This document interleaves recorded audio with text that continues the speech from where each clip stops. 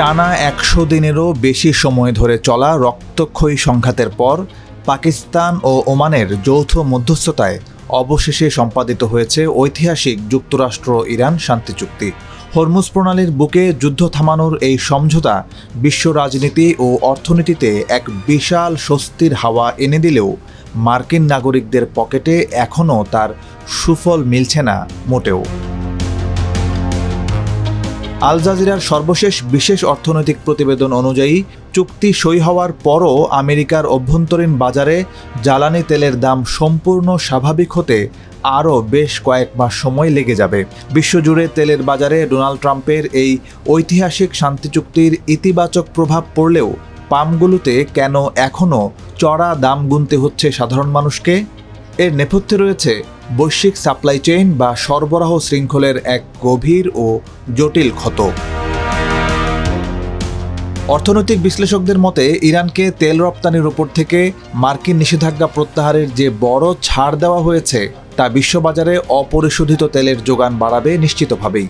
কিন্তু দীর্ঘ ৩ মাসেরও বেশি সময় ধরে চলা যুদ্ধের কারণে লোহিত সাগর এবং পারস্য উপসাগরের নৌপথগুলো যেভাবে বিপর্যস্ত হয়েছিল তা রাতারাতি আগের অবস্থায় ফিরিয়ে নেওয়া অসম্ভব।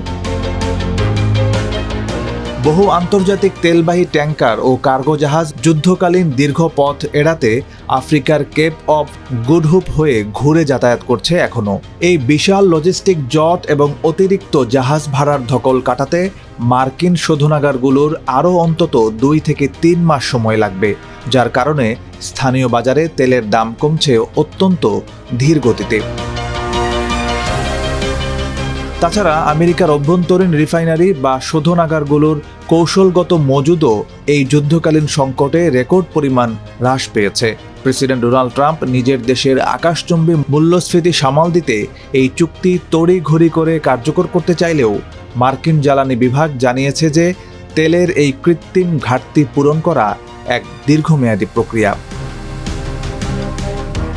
তেলের আন্তর্জাতিক বাজারে ব্যারেল প্রতি দাম ইতোমধ্যেই কমতে শুরু করেছে বটে, তবে তা আমেরিকার সাধারণ মানুষের দৈনিক যাতায়াত খরচে স্বস্তি আনতে পারছে না এখনও। কর্পোরেট তেল কোম্পানিগুলোর মুনাফা ধরে রাখার অনড় মানসিকতাও এই দাম না কমার পেছনে আরেকটি বড় কারণ হিসেবে কাজ করছে মাঠ পর্যায়ে।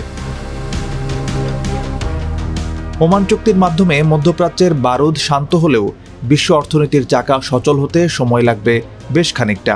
আমেরিকার আসন্ন মধ্যবর্তী নির্বাচনের আগে ডোনাল্ড ট্রাম্প এই চুক্তিকে নিজের এক বিরাট কূটনৈতিক বিজয় হিসেবে প্রচার করলেও ভোটারদের ক্ষোভ প্রশমনে তেলের দাম দ্রুত কমানোর কোনো জাদুকরী বিকল্প নেই তার হাতে।